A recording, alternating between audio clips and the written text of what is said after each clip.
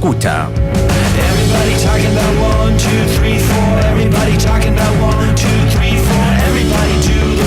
Esa tos característica nos indica que estamos de vuelta en el estudio de Metrópolis. Me tenía enfermo, trátate la tos porque molesta mucho. Apago el aire, Rodrigo. No, estoy muy bien. ¿Estás bien? Estoy en el mejor momento. Te queremos todo el año. Estoy en el mejor momento. Te vayas a lesionar como jugador de fútbol chileno que estoy en el mejor momento. Es verdad. El que también está en su mejor momento es el señor René Martín, nuestro comentarista de cine que presentamos con música.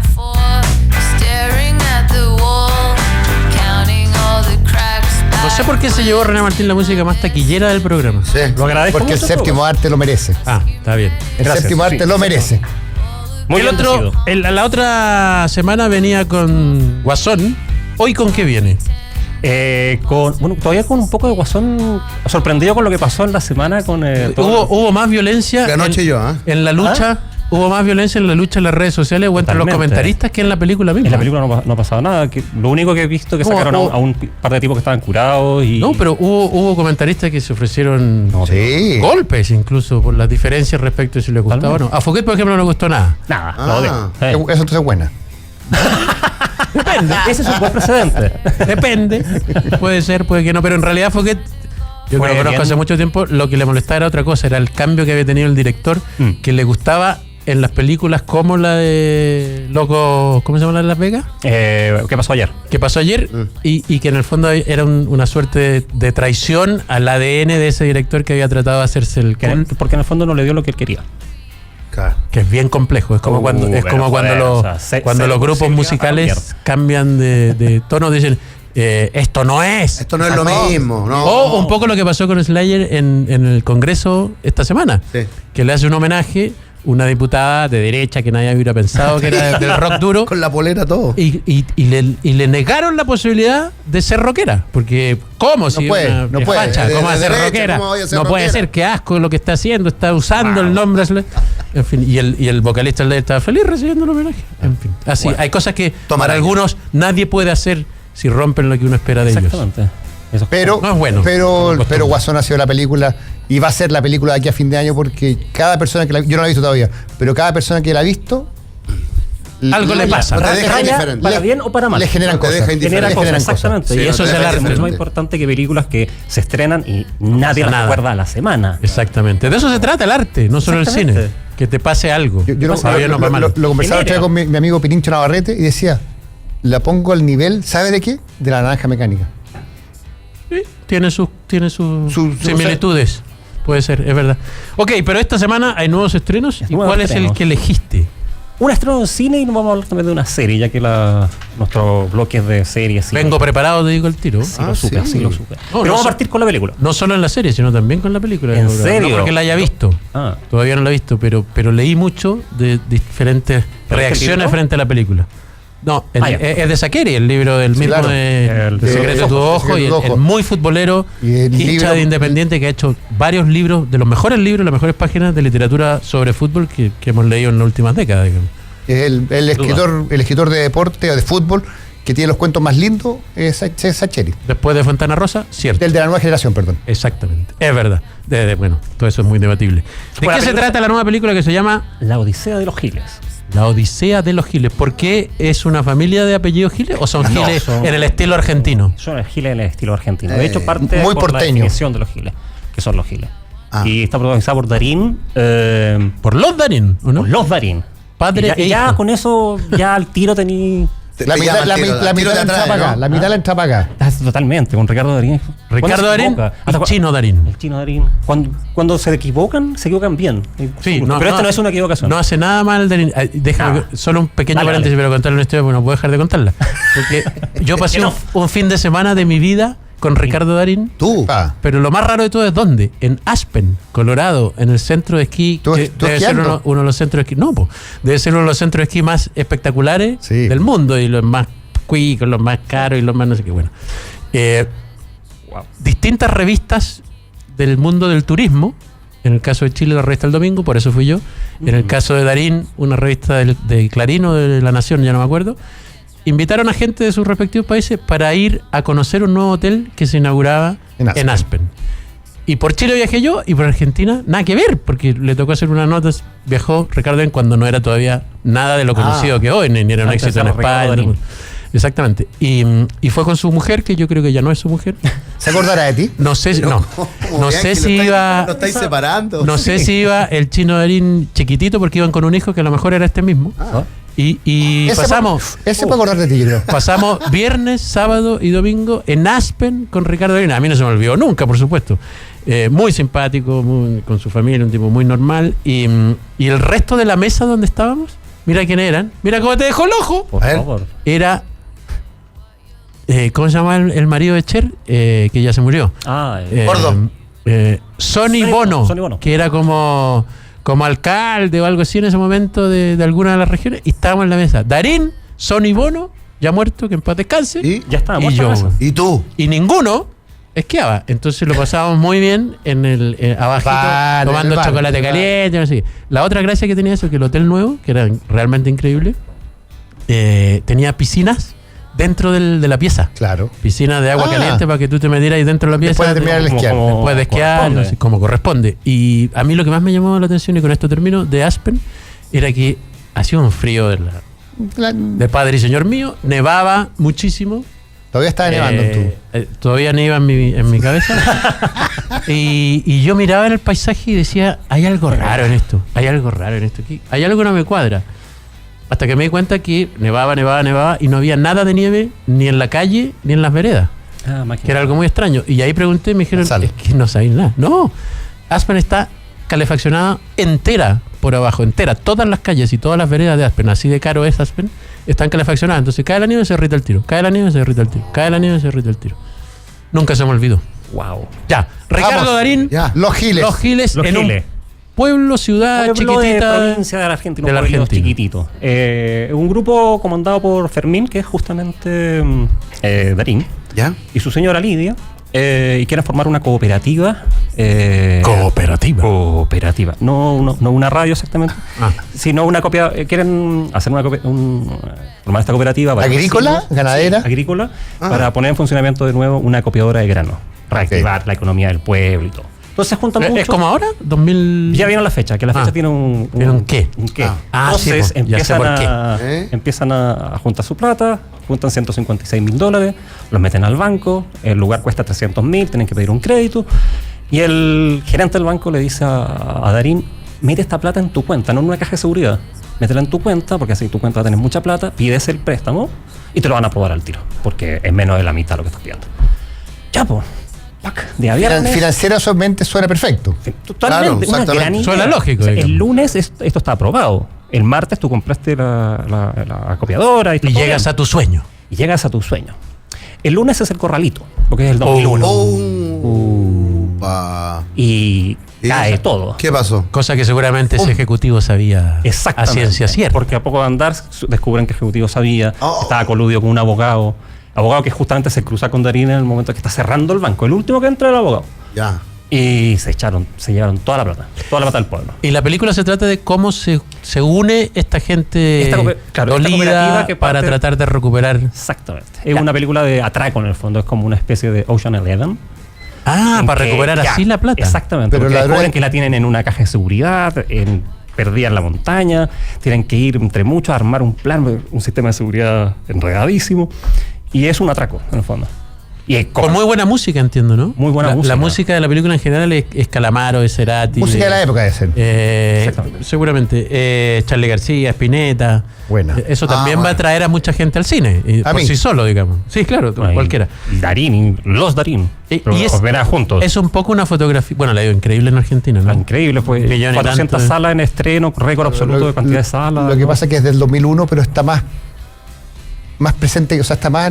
Ahora, lo que hablamos de del 81, claro, igual sigue presente. Es una argentinada en todo sentido, porque no solo están los Darín, que es como el epítome del cine argentino. Exactamente. No solo está basado en un libro de Saccheri, que es como el epítome del escritor argentino del último tiempo. La música que dices tú. No solo toda la música tiene que ver con banda argentina, sino que además, y aquí es donde te quería preguntar, porque he leído la crítica. Sí lo sé. Tiene la lógica de muchas películas argentinas o uruguayas, agregaría yo, que es el discurso un poco didáctico. Entonces lo que quiero saber es si eso llega a ser molestoso, esa cosa media media de metáfora del prejuicio, voluntaristas, como que los malos son los abogados, los ejecutivos, y los buenos del pueblo, y recuperemos medio peronista. ¿Tiene un poco sí, eso mira, agradable o desagradablemente? No, para nada, no para nada desagradable. Ya. No, está claro.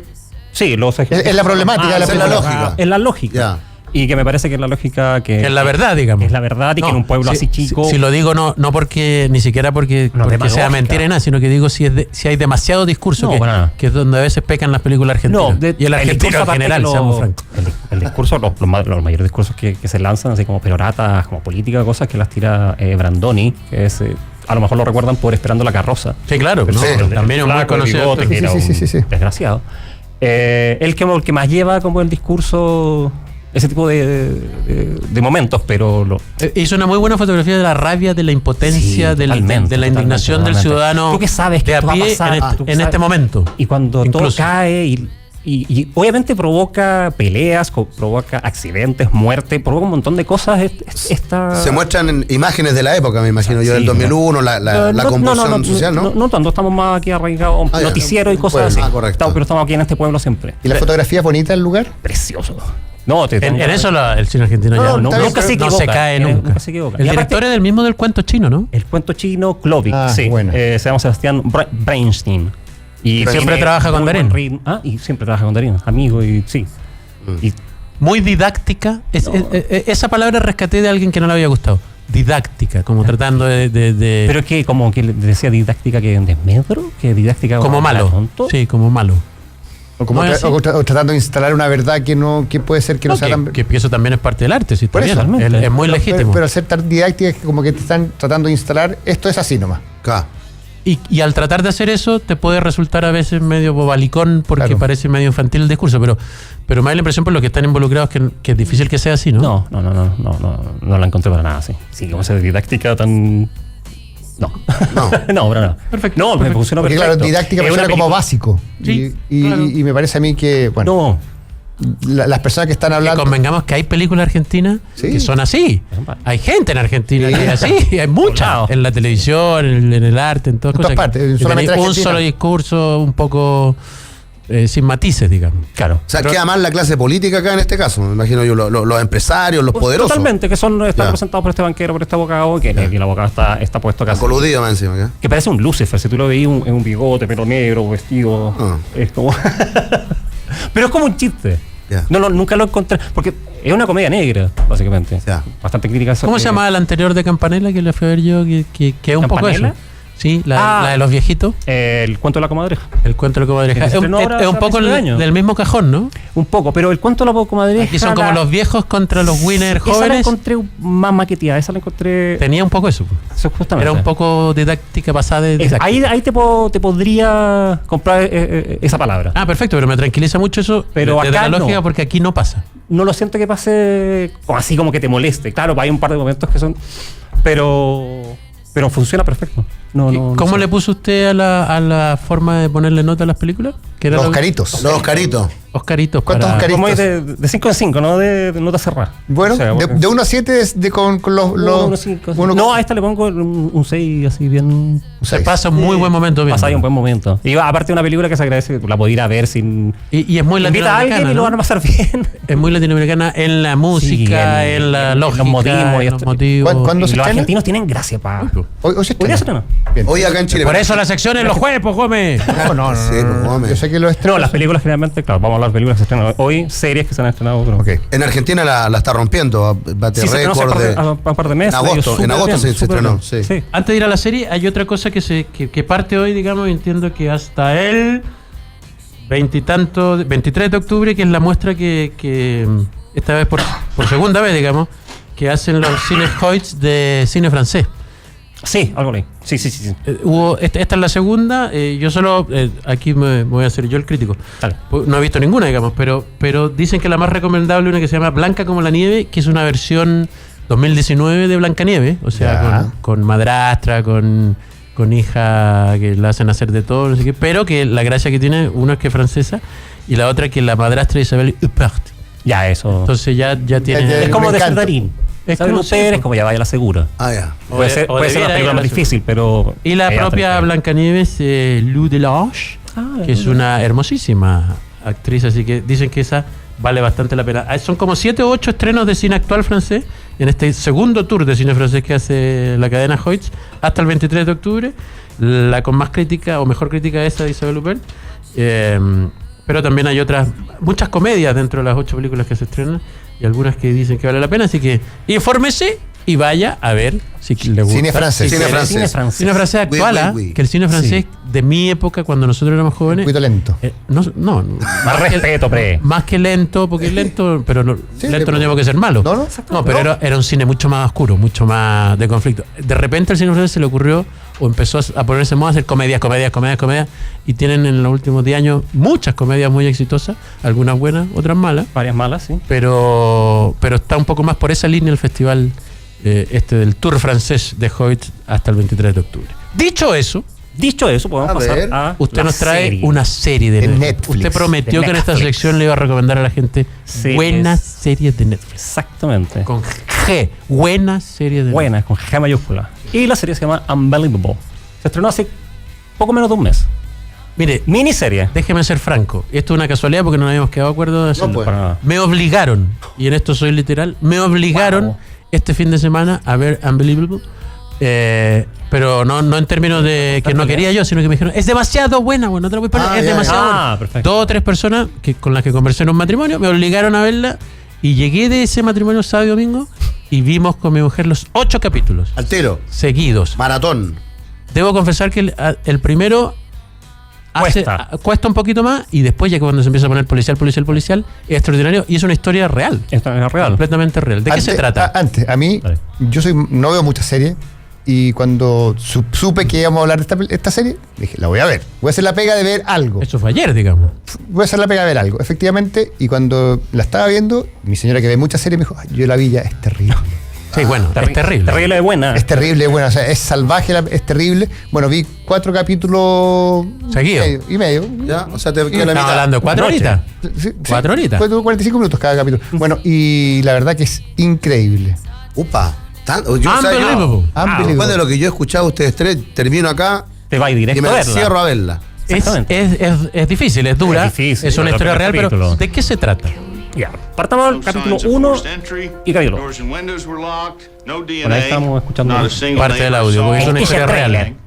Una historia real ocurrida a mediados del 2008. 2008. Parte de la historia del 2008. El primer capítulo estamos con Grace, que está reportando a la policía que en la noche en los departamentos que ella vive, que es para jóvenes de riesgo social, alguien entró, la amarró, la violó por horas. Esto es en un estado de Nueva York. Eso es en Washington. En Washington. Y hace la denuncia, los policías empiezan a investigarla, empiezan a cotejarla a los amigos, a donde había estado. Distintos testimonios. Pero en un momento empiezan más a preocuparse de la historia de esta niña. Claro, de lo que realmente ella está denunciando. Del mensajero en el fondo. Exactamente. Pasa a ser ella la víctima y la empiezan a tratar como culpable porque empiezan a dudar de lo que ella dice. Porque convengamos que muchos de su entorno también dudan. Una mamá, entre comillas, que la había tenido alguna vez, algunos amigos, no sé qué. Dudan por los prejuicios que ella tiene, o sea, que tienen de ella porque ha tenido una infancia difícil, está saliendo de la adolescencia, está creciendo. Dicen todas esas miradas siempre me dieron la impresión de crear los prejuicios. Ya, esta niña es como media suelta, era como la. No, tiene un problema superior, tiene un problema distinto. Ella está inventando porque tiene un problema distinto. Es la vieja historia de decir, ya, ok, pero por tu pasado no te creo mucho. Y no porque fuera un pasado delictual, ni un pasado de mentira, ni mucho menos, sino que porque no era una niña, entre comillas, normal. Y porque están los prejuicios de los que están investigando. Y porque el policía también le ahorra pega. Totalmente. No, es una investigación menos. Pero investigación se lo dicen. Sí, exactamente. Y porque a ella lo reciben, y eso también es un tema que obviamente queda no tan explícitamente, pero es obvio en la película, que la denuncia de una violación hecha por una mujer hacia un grupo de policías hombres es muy distinta a cuando la toman un grupo de policías mujeres. Totalmente. Que es toda la historia de la serie, en el fondo. Explotan en el capítulo 2, que ahí entra las detectives que en la vida real cacharon que estaba pasando este asesinato. Varios años después, este el 2011. Es una historia... 3 años después. Bueno, ella pierde. Siempre ella es 2008, la policía son 2011. Como no le creen, incluso la demandan. Para pagarle al Estado, lo botan, la echan del trabajo, la echan de la casa. Le hacen la vida imposible en el trabajo y ella renuncia. Claro. Y es como... Pierde a todos los amigos, le hacen un bullying por las redes sociales. Todo esto es real, todo esto efectivamente y la pasó. demandan y le hacen pagar los $500 de haber sometido al Estado a perder tiempo. No sé si en el primero o segundo capítulo que ella está tan superada, tan sobrepasada, que está al borde del suicidio. El final del capítulo 1. Sí, porque se sube al puente. Estamos contando mucho. Pero el capítulo 1. Sí. Hasta el borde del suicidio y pasa un auto como que toca la bocina y reacciona. Con toda esta historia, después de en los 7 capítulos siguientes, tiene que ver con que varios de los detalles que había dado ella del asaltante sexual, digamos, del delincuente, ciertas características, cosas, cómo actuaba, que no dejaba ninguna huella, que usaba un cuchillo o una pistola determinada, no sé qué, y que quedaron en el informe, se empiezan a repetir en otros años y en otras ciudades, pero en otras comunas, de la misma zona, claro, se empiezan a repetir. Exactamente. En Colorado, el 2011, una detective encuentra un caso de violación parecido, pero ella no tiene antecedentes de este caso del 2008, pero por casualidad. No, porque no quedaron antecedentes porque le declararon que era mentira. Era mentira. Sí. Entonces, por casualidad de la vida, descubre que hace un mes en otro precinto había un caso parecido que lo lleva otra detective y hay una en fuerza y dicen, sí, se parece, y empiezan a unir... una de esas... Atar cabos. Atar cabos. Porque ahí se dan cuenta también que el sistema está mal hecho, porque ellas no pueden entrecruzar la información para descubrir que...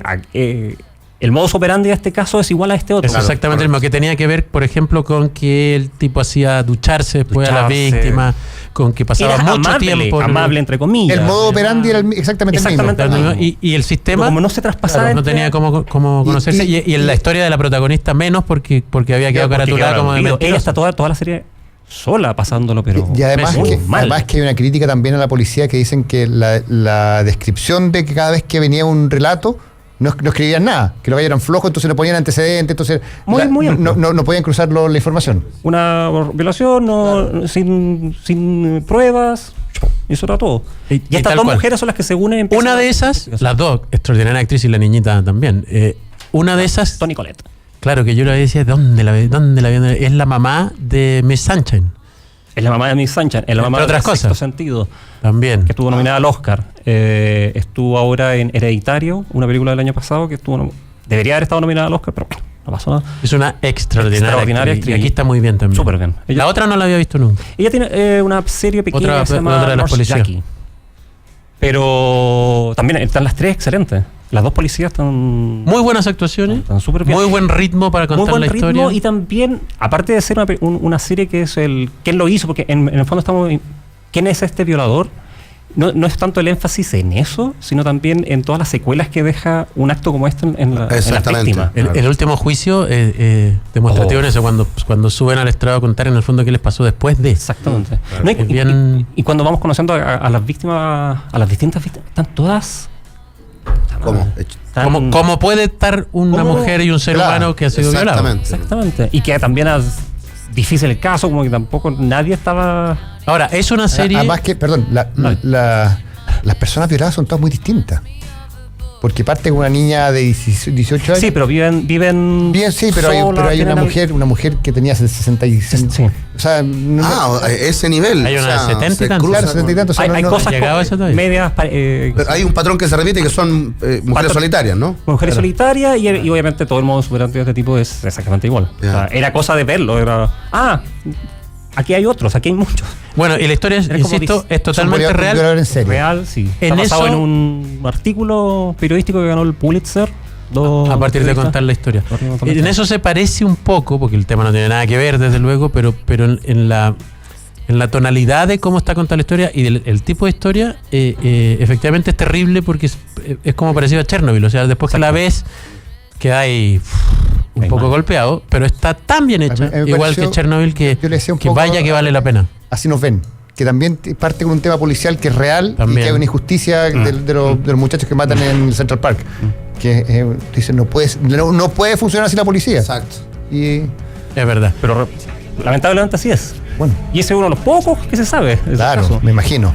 René Martín, grande, René. Rodrigo Gómez, Ya es hora que nos vayamos despidiendo, pero nos vamos a ir con una noticia que le acaba de llegar a Cristian Peñalillo, que es algo que la gente, sobre todo los más jóvenes, y yo también, que todos nosotros, los rockeros, esperamos con ansias todas las veces, que tiene que ver con que ya empiezan a salir los primeros nombres del cartel de Lollapalooza para el 2020. A ver, sí, señor, se liberó el cartel, ya está confirmada la presencia para el evento que se desarrolla el próximo año. Guns N' Roses, Travis Scott, The Strokes y Lana Del Rey lideran la versión 2020. The Strokes y Lana Del Rey vuelven porque ya estuvieron. Ya estuvieron. Guns N' Roses no sé. Guns N' Roses no había venido nunca a Lollapalooza. Sí, hacer había venido a hacer cosas. Sí, no, el año pasado fui a los dos que hizo. ¿Te gustan el primer anticipo? Yo vería los 4, feliz. Sí, feliz. Aunque ya vi, de hecho, en el Parque O'Higgins en Lollapalooza a The Stroke, que cerró una de las versiones, la cerró Stroke. En un show maometano nomás, pero la cerraron ellos. Y otro de Lana Del Rey, que es guapa, es interesante. Melódica, un poco aburrida en el escenario, diría yo. Sí. Poco. Chilenos confirmados. Beto Cuevas, Pánico, la banda Pánico. Vuelve Pánico. Sí, señor. Pablo Chilie, Katana, Dulce y Agras, Slow Kids, Lucibel y DJ Pitman, bien digo, entre otros. Interesante porque es el último Lollapalooza, supuestamente, antes de que debute en Chile también Rock in Rio, el 2021. Bueno. Ok, con esa noticia entonces, para todos los amantes del rock and roll, nos despedimos. Termina una nueva edición de Metrópolis. Son las 2 de la tarde en punto. Hasta luego. Chau. Fueron 2 horas de opinión, actualidad y conversaciones. Volvemos a habitar la metrópolis. De lunes a viernes, desde el mediodía, junto a Felipe Bianchi y Rodrigo Gómez en Metrópolis. Por la 92.9 FM. Y en radiolaclave.cl. La Clave me escucha.